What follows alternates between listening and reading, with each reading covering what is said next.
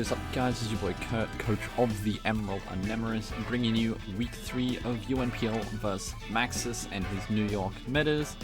This was a matchup that I felt pretty confident in my matchup. He doesn't have a whole lot for gouging fire if I can break the pieces in the right way and that kind of thing.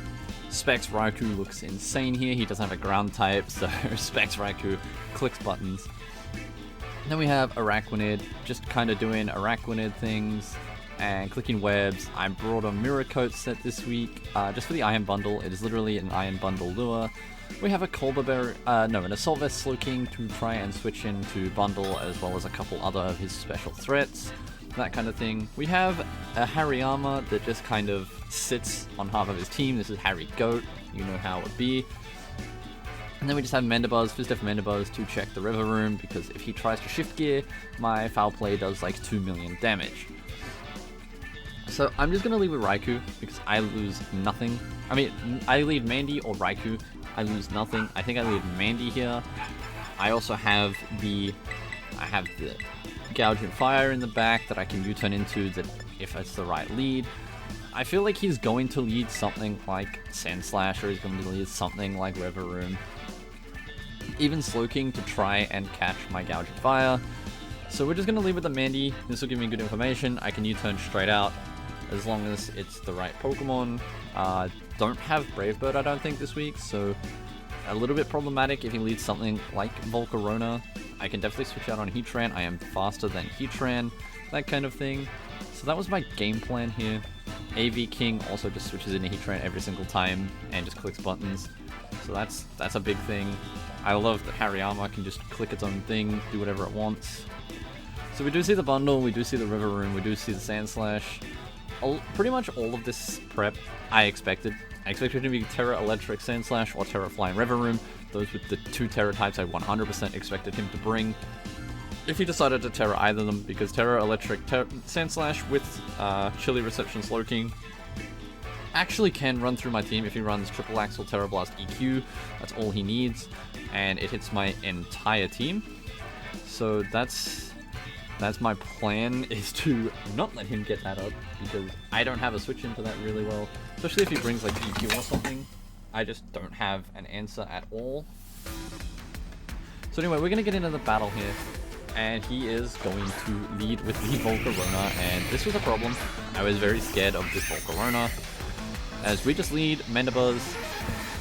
I'm just going to click U-turn here. If he wants to attack and try and get damage, then fair play. If he wants to set up, I'm not too scared. I do have AV Hariyama that always takes a +1 Psychic or Hurricane every single time, as well as my Fake Out being able to just chip this thing down and potentially give me a Guts boost.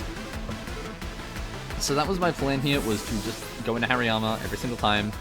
It was very tempting to go into something else, but Hariyama was always my switch. Slowking was potentially a switch, but yeah. I decided to go with Hariyama here, as I can just Fake Out into Rock Slide, and I'm never scared of this Pokemon. Like, in any world, am I scared of this Volcarona? So I click the Fake Out, get a good chunk of chip onto this thing. Scouting for the Covert Cloak, really, to see if we wanted to try and set up and get greedy. As he is just going to go straight for the Air Slash, and we just pray we don't get flinched. We don't flinch with the Hariyama, and we just click the Rock Slide, giving Hariyama his first kill. Volcarona turning into a victim of a hate crime from Hariyama. He just hates Volcarona, apparently. If he goes into River Room here, I'm not too worried, because if he wants to blow his Terra immediately, then that's better for me, because I don't have to worry about Terra Electric Sand Slash in the back at the end. If he wants to go into Bundle, again, I'm happy to let this thing go down, or try and switch into Araquanid, because he probably clicks Hydro on this thing every single time, fearing the Thick Fat if he goes Bundle. So I would have no reason not to just go into the Araquanid, but he does just opt to go into River Room, and this thing could be a threat if I let it set up. So I'm just going to click Knock, because I don't want this thing to set up for free, and if he does set up, I want Mandy at as much HP as possible. And he's just going to blow his Terra immediately with this thing, so super early Terra, and giving me a lot of information. So he does reveal the Terra Flying, so this is a threat, a very big threat if he does manage to get set up. It doesn't kill my Mandy, but it does a whole lot of damage. But he doesn't actually go for the kill, he goes for the Terra Blast. He doesn't go for the setup, he goes for the kill, sorry. And kills Hariyama, so unfortunately, Hariyama going down after killing the Volcarona. But that's fine, that's what we kind of expected. So we're going to go into the Raikou, and I'm just going to do Volt Switch. Volt Switch is super free here. He doesn't have an answer to it. He can only ever really go into the Slowking, his own Slowking, and try and stop me from Thunderbolting, but Volt Switch is super free. And we just Oko the River Room. So huge kill there. I don't know if he expected me to do specs. He probably didn't expect me to kill there. So unfortunately he is going to get the switch initiative, but I'm thinking I just go into Araquanid here because I want to lure the bundle out. I want the bundle to come out. I want it out super early. I could also go Mandibuzz, but going Araquanid is just a better play. I lure in bundle to try and freeze dry and get rid of my webs. He doesn't want me setting up webs at all on his team. His team struggles once webs go up. So he does go into the bundle, which is really nice. The lure worked. I am Spadef Araquanid. So I take a Specs freeze dry from bundle really well.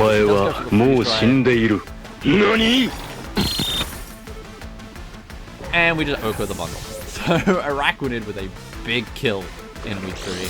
That is a huge kill for Araquanid. It 1v1 an Iron Bundle, and that's all that matters to me. Huge props to the Araquanid. Super happy that my Mirror Coat tech worked. We catch the bundle. And this puts him in a bit of a situation, because now he doesn't have Terra Electric Sand Slash. He can only really click like Knockoff or something to try and kill me. And he's just got to sort of hope. So we're going to go into Slowking here and sort of scout. I want this Araquanid still, and it potentially could help with the Slowking, getting a bit of chip. So we go into Slowking as he does just click Knockoff, and we take a big chunk of damage.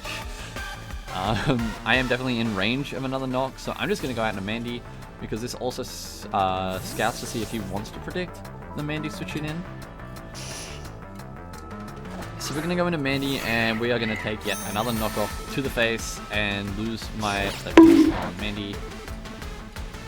So that sucks. No, my boots on Mandy, sorry, not lefties. I was lefties on Araquanid. So that kind of sucks. I'm just seeing if it's worth me staying in on the triple axle. I didn't think it was worth staying in to potentially risk the speed. So we're just going to go into the Slowking again. And he's going to fire off the triple axle, trying to kill the Mandibuzz, and I'm okay with that. I want him to attack the Mandy and give me info on his set, whether he's Jolly or Adamant. And just based on that damage there alone, I can tell that he is actually Jolly Sand Slash, so that's really nice. He's not Adamant Slash. And I'm able to just stay in and click a Flamethrower. I never died a knockoff, and this should just kill him straight up. So if he wants to knock off, I'm not scared. If he wants to triple axle, again, I'm not scared. I can do a whole lot of damage to this thing and put it in range of something else, just sort of picking it off. So that's my game plan. I thought about going into the Gouging Fire just like right now, but I didn't know what this thing was. I was very scared of what this thing was going to be, and Specs Raikou was never a switch because I didn't want to take all the damage.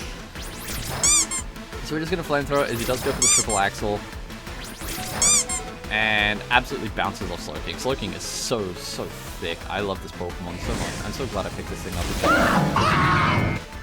And we're just going to burn the Sand Slash. It does so much damage to Sand Slash. And he reveals Sash, which, that sucked. I really didn't want him to be Sash Sand Slash. I wanted to get a kill with Slowking, but unfortunately that was not going to happen. So we're just going to go into Mandy, because I feel like he's going to go for the knock here, not risk the miss on the triple axle. But he's actually going to go for the spin to get the speed boost, so now he guaranteed outspeeds my Mandy. But I know I live a triple axle every single time, so I can just foul play this thing into the next dimension. I always take one. I don't really have a Pokemon I want to switch back in on Triple Axel. They're all very, very weak right now, so the Sand Slash could do a lot if he was actually Sword Dance when I switched. In a Slowking, that could have been a threat. I definitely could have just lost there. He's going to go for the Triple Axel. It isn't going to kill Mandy. It does do a lot of damage though. So very, very strong there. And we're just going to Foul Play. We're going to kill this Sand Slash. And he's only got the Slowking and the Heatran left. So this is looking really, really good for me. I'm in a very, very strong spot. I can sack a Pokemon if I have to get in something else. So I am just going to click the Roost here. There's no reason for me not to just Roost and scout what this Slowking wants to do. There's never a world in which I hard switch anything into this Pokemon because it does so much damage. It is super strong. Its Psychic Poison typing is very, very hard to resist without a good Steel type and a good Ghost type. So we're just going to click U-turn now. And we are still faster than the Slowking, which is really, really funny that we're paralyzed and still faster with no speed investment. So Mandy pivots out here, and I'm just gonna go straight into LT Grey. I lose nothing by going into my Raikou here because I can just start firing off Specs Thunderbolts every single time. This just does so much damage, and then this will tell me if he's Spadef Slowking or what his kind of set is. If he's Spadef Slowking, he gets 2-hit KO'd by Thunderbolt. So that's my game plan here, as he does just go for the Power Gem, and it sort of bounces off Raikou because Raikou is just so fat in this matchup. I'm very minimally invested on this Specs Raikou. I have a lot of HP investment, as we do a good chunk with Thunderbolt. That's almost 50% with Thunderbolt. So I'm just going to fire off another Thunderbolt. I'm not too scared, because if he goes for another Side Shock, I should still live the next Side Shock based on the damage roll from the Power Gem into the Side Shock. So I lose nothing by just clicking Thunderbolt again. As he is going to overpredict here and go for the Power Gem, probably expecting me to go out into Slowking or something, which is a good prediction. Definitely a good play. And yeah, based on that Power Gem damage versus Side Shock, I should have lived the Side Shock from there. So we're just going to kill the Slowking with Raikou. Raikou getting 2 kills here. Such a good Pokemon here for me, especially being able to just run Specs and click buttons. It's super nice. So he's going to go into Heatran, and I'm just going to let Raikou go here. Raikou's sort of done its job. This scouts for Earth Power from Heatran, and it can also break the Air Balloon, which is something that I really need to think about. Because I don't want to be trying to take a attack from Heatran while also taking trying to pop the Air Balloon with Gouging Fire. So that's my game plan here, is to just break the Air Balloon. And we are just going to go into the Gouging Fire, and we're just going to do a whole lot of damage. This thing is such a strong Pokemon, especially with Booster Attack. The Booster Energy making this thing even more threatening. I will send you to Jesus. And yeah, Gouging Fire going to send this Heatran to Jesus with a Stomping Tantrum. This is going to do so much damage now that I know there's no Sugar Berry. And yeah, so we kill the Heatran, and with that we take a 4-0 dub over Maxis. So now being 2-1 going into week 4 against Dapper for our Commissioner Ball. So GG's to Maxis. It was a really good game. He definitely had me on my toes at some point there. So with that, thanks for watching, guys. I will see you guys in week 4 when we take on Dapper for the Commissioner Ball. And hopefully we have another good game like this. I know we're having a little bit more fun with the sets before playoffs, because we want to play in playoffs. So see you then.